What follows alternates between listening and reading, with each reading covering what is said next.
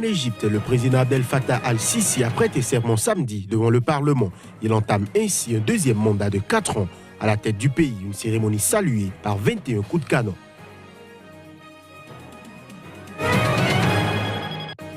Au Sénégal, les audiences du procès de 29 djihadistes présumés, dont l'imam Mendao, qui s'est ouvert le 9 avril, sont terminées. Jeudi, le verdict est attendu pour le 19 juillet.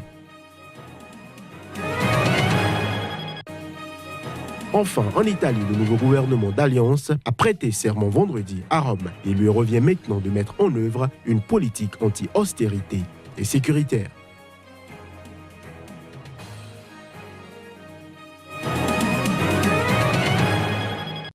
Voilà pour les titres de cette édition. Merci de nous rester fidèles. Le président Abdel Fattah al-Sisi a prêté serment samedi devant le Parlement en Égypte.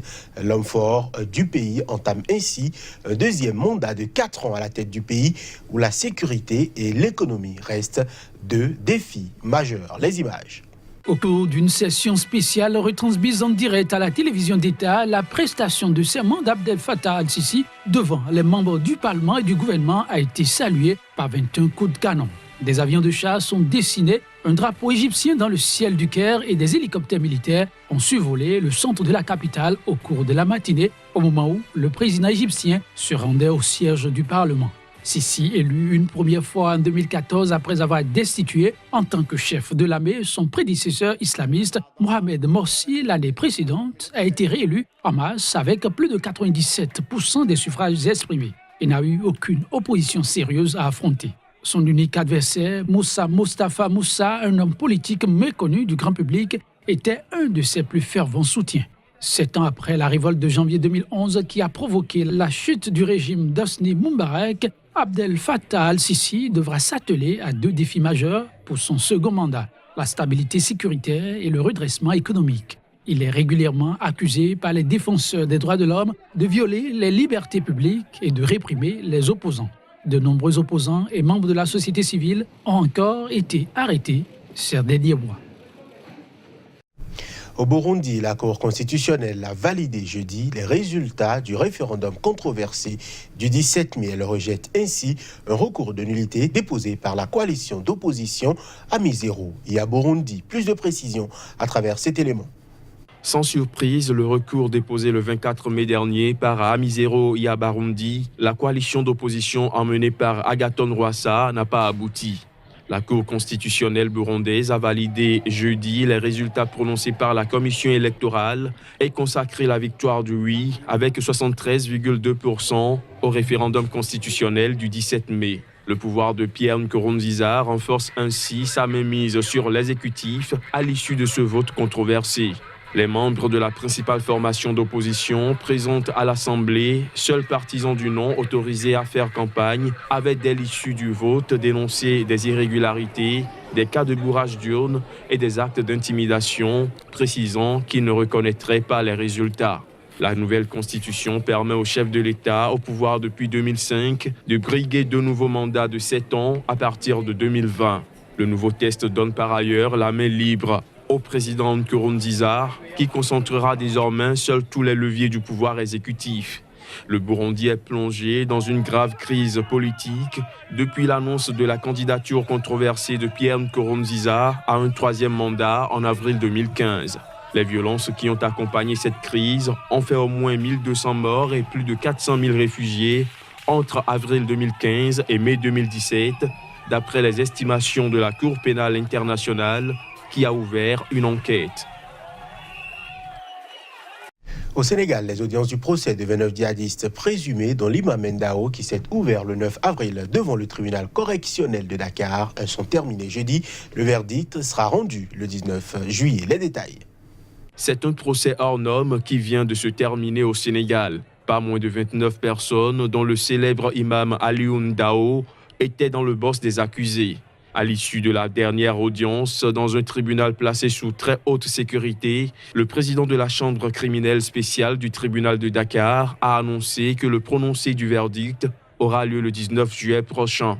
Avant la clôture des débats, les avocats des prévenus ont plaidé la relaxe et réclamé l'acquittement pour leurs clients, poursuivis pour actes de terrorisme par menace d'attentat association de malfaiteurs, financement du terrorisme, blanchiment de capitaux, apologie du terrorisme et détention d'armes sans autorisation.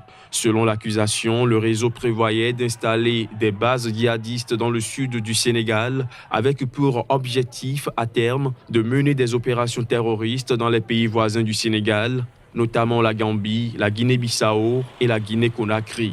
L'imam Ndao et ses coprévenus auraient pour cible les Français, les confréries, les bâtiments publics via des attentats suicides. Dans son réquisitoire le 14 mai dernier, le procureur Sergine Bassirou Gueye avait réclamé la peine maximale, les travaux forcés à perpétuité à l'encontre de Maktar Diokane. Il a également réclamé 30 ans de travaux forcés à l'encontre de l'imam Aliou Ndao. Et s'il a requis la relace pour 8 des prévenus, il a réclamé de 5 à 10 ans de prison et de 15 à 20 ans de travaux forcés à l'encontre des autres accusés. Au Bénin, l'affaire dite surfacturation au ministère du Développement et du Cadre de Vie lors d'un marché d'acquisition de 84 motocross avec des pièces de rechange continue de susciter toutes sortes de réactions. Dans la soirée d'hier, elle a motivé une nouvelle sortie médiatique de l'Autorité nationale de lutte contre la corruption, l'ANLC. Le reportage pour plus de précisions. Présumée surfacturation au ministère du Cadre de Vie. Ce fut une conférence de presse de clarification. Le supposé non-lieu prononcé dans le dossier surfacturation ne l'aura été que dans la presse. Mais dans les faits, on croit l'ANLC, l'Autorité nationale de lutte contre la corruption, le non-lieu n'a jamais existé. Mesdames et messieurs les journalistes, il n'y a jamais une décision de justice de non-lieu dans cette affaire au 29 mai 2018. Aucun juge n'a connu ce dossier jusqu'à ce jour, 1er juin 2018. La NLC nuance, le procureur de la République a par contre connu le dit dossier avec à la clé toute autre décision. Quand nous avons fait notre sortie, le procureur de la République s'est auto-saisi du dossier. Le procureur de la République a fait faire les investigations nécessaires. Le procureur de la République, qui je le rappelle n'est pas un juge, a classé le dossier sans suite en attendant que de nouveaux éléments parviennent à son niveau. La NLC prend hâte tout en se réjouissant de l'issue du dossier. L'Autorité nationale de lutte contre la corruption n'a jamais saisi la justice dans cette affaire. L'essentiel était de sauvegarder les 328 millions. Nous avons atteint cet objectif-là, c'est bon pour nous. Désormais, pour la NLC, incident clos. Affaire surfacturation au ministère du Cadre de Vie, une affaire de régler, conclut-elle. En République démocratique du Congo, 3 policiers ont été tués au cours de l'attaque d'assaillants armés contre la ville de Butembo. Plus de précisions à travers cet élément. La ville de Butembo a été la cible d'une attaque armée la nuit de jeudi à vendredi par des assaillants non identifiés. Le commissariat de la police a été visé. 3 policiers sont morts et leurs armes ont été emportées. C'est ce qu'a indiqué à l'AFP l'officier de police Richard Mbambi. Le maire de Butembo a confirmé cette attaque dans le territoire de Beni, une zone particulièrement exposée de la province du Nord Kivu, et ce, tout en précisant qu'elle a probablement été menée par des miliciens Maïmaï qui avaient récemment menacé d'attaquer la prison centrale de la ville. Selon lui, les miliciens ont attaqué ce poste de police pour se ravitailler en matériel militaire, en armes et en munitions. Toujours dans le territoire de Beni, un porte-parole de l'armée a attribué au groupe islamiste ougandais ADF une attaque contre une position de l'armée ce vendredi matin. Située à une 50aine de kilomètres du territoire de Beni, Butembo est entouré de plusieurs localités où sont retranchés des Maïmaï, miliciens de groupes armés d'autodéfense. En 2016, les Maïmaï avaient mené une série d'attaques sans précédent pour prendre le contrôle de la ville de Butembo, mais ils ont échoué à le faire. La gigantesque affaire de corruption impliquant le Parti populaire en Espagne a finalement emporté le Premier ministre Mariano Rajoy. Renversé vendredi après plus de 6 ans au pouvoir, le conservateur avait jusqu'ici survécu à chaque crise en battant ses adversaires à l'usure. Une majorité des 350 députés ont voté vendredi une motion de censure présentée par le chef de l'opposition socialiste, Pedro Sánchez. Ceci fait suite à une décision de justice sévère. La patience de Mario Rajoy l'avait pourtant jusqu'ici toujours sauvé, reconnaissent ses partisans qui voient en lui un stratège hors pair, comme ses adversaires qui le décrivent comme un immobiliste rigide et sans charisme. Cette fois, la chance semble lui avoir tourné dos. Pedro Sánchez a ainsi réussi vendredi son dernier coup de poker pour se hisser au pouvoir en Espagne. C'est bien, il est parti démocratiquement, sans avoir fait d'histoire. La classe ouvrière a réussi à dégager du pouvoir de façon démocratique ce gouvernement de droite qui nous étouffe.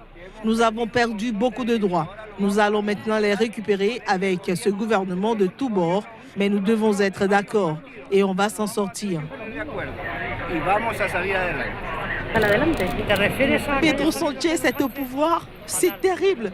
Je ne m'y attendais pas du tout, parce que s'il y avait eu des élections et qu'il avait été élu et qu'il était devenu Premier ministre, très bien. Mais devenir Premier ministre juste parce qu'il en a envie, je n'aime pas ça. Hors de l'Espagne, le parquet allemand a demandé vendredi l'extradition de l'indépendantiste catalan Carles Puigdemont vers l'Espagne. La décision finale doit revenir au tribunal compétent de Schleswig-Holstein, qui s'est montré jusqu'ici très sceptique sur la validité de ses chefs d'accusation au regard du droit allemand. Aucune date précise n'a été fixée pour cette décision qui devrait toutefois intervenir dans les jours ou les semaines à venir. En attendant, on ne perd pas le temps en Catalogne. Le nouveau gouvernement indépendantiste de Catalogne prend ses fonctions ce samedi, ce qui entraînera automatiquement la levée de la tutelle imposée à cette région d'Espagne après sa tentative de sécession.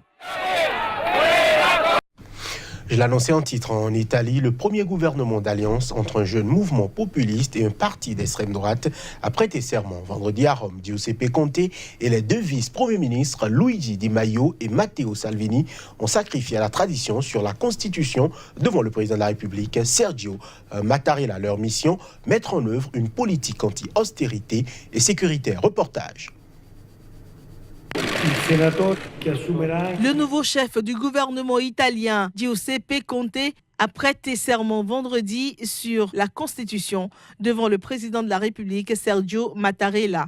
Le nouveau gouvernement s'est ensuite rendu à la présidence du Conseil des ministres où s'est déroulée la passation des pouvoirs entre le Premier ministre sortant, Paolo Gentiloni, et Conte. Les Italiens réagissent à l'annonce de la formation d'un nouveau gouvernement. Ce gouvernement ne durera pas longtemps, mais vu le contexte particulier du pays, surtout économiquement parlant, il était important d'en former un. Mattarella a eu énormément de travail et de tractations à mener, mais en fin de compte, c'était la seule majorité disponible. Voyons voir. On verra ce qu'ils réussiront à faire. Il